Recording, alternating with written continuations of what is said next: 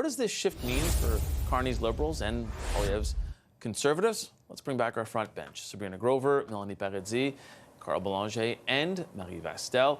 Melanie, start with you on this one. Are you at all shocked to see the Conservatives now back in the lead, according to these polls? No, absolutely not. That was all inevitably going to happen once people realize their disappointment in the Liberal government. But this soon, I guess I mean this early on. I mean, this is only months after the election. Right, you're right. It is. Again, I think this has a lot to do with the shifting landscape in terms of the issues that we're looking at right now.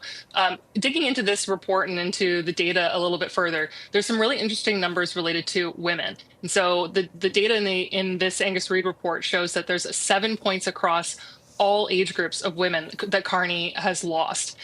I think that crime is playing a large role in that, because what we know is that when law and order is an issue set, women tend to vote conservative. A great example of that is 2006, Stephen Harper. He won government after a rash of gang shootings and violence in Toronto that kind of gripped the nation. I think we're in a similar moment where there's a lot of crime, there's a lot of car theft, homes being broken into, and people, especially women, are very concerned about this. And so as we see this continue to trend, unfortunately, and I say unfortunately, unfortunately crime is trending up. If that's not being dealt with by the federal government, they're going to start to wear that more and more. Carl, do you think it's that, or is it more of the, as we were speaking in that last segment, Canadians are looking at this and sort of going, okay, Mr. Carney, you said you were going to do all of this and all of this very quickly, but we're not feeling it that quickly. Right, the elbows were supposed to be up, and they have not been up. In fact, they've been down, and the Canadians are noticing. They're noticing that they're hurting when it comes to the cost of living. Gas prices just went up here in the National Capital Region by 10 to 20 cents, depending on which side of the river you are. So people are noticing those things, and of course, they blame the government in place, especially a government that promised to fix these things. So, but at the same time, we can't read too much into it. It's not like the general election is around the corner. They're both in the around the 40% range, like they were during the election, and like they ended up. The difference I noticed in this poll is that the NDP is back in double digits. Does it mean anything? No. It means that maybe some players have buyer's remorse because they elected Carney to save the day, and the day has yet to be saved. It's interesting, Marie, because the impressions of Carney that we have, and that often is something that gets weighed here. So in the Abacus data one, it's 48% positive, 39% negative. Impressions of Pierre Poilievre in the Abacus data's polling is 42% negative, 40% positive. I mean, so still, I would say Mark Carney still has that sort of positive impression, but it doesn't seem to be following him in the brand of the Liberals. I think there's a real impatience. To me, that's what stands out in all these different polls. Abacus also had this sort of deep dive analysis of what Canadians' priorities are, how they rank, how the government is doing on those priorities, and the likeliness of the government achieving those priorities. And other polls that have come out in the past week, to me, the thread is impatience. Canadians are impatient to see results, impatient to see what was promised to them.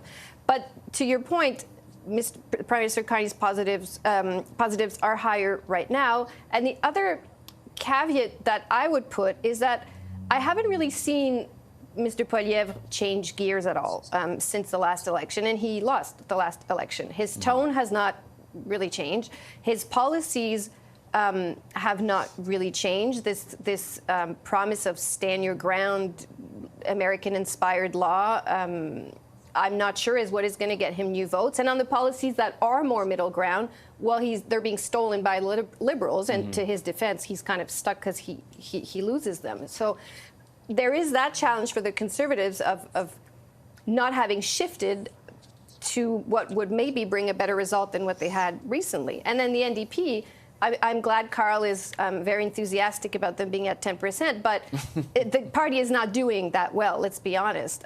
They don't have a lot of money, and this leadership race is not really attracting a lot of enthusiasm. I know it's only starting, but and I see these both opposition parties kind of just preaching to the converted. They're both preaching to their own bases. Mr. Poilievre, maybe because he has a confidence vote coming.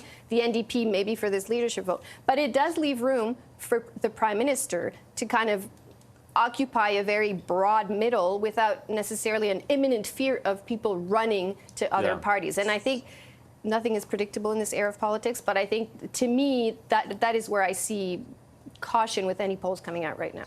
Yeah, and I didn't realize obviously, that you know, as Carl... enthusiastic here.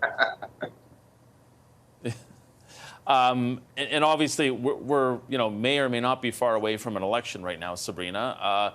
But there were some positive polls out there. I mean, we do have Nanos polling that was from a couple of weeks ago, showing that the Liberals at 44%, Conservatives at 32.4%.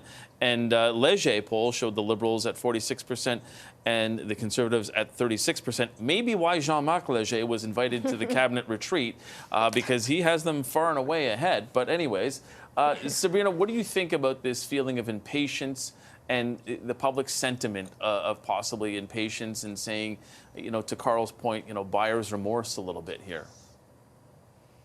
Yeah, I think that the polls are a bit nebulous and hard to kind of really grasp right now, because you did just have summer vacation. You are having people kind of still navigate, like, what is government doing? What is the impact of trade or of the tariffs, and specifically in, you know, in the specific sectors or on their pocketbooks.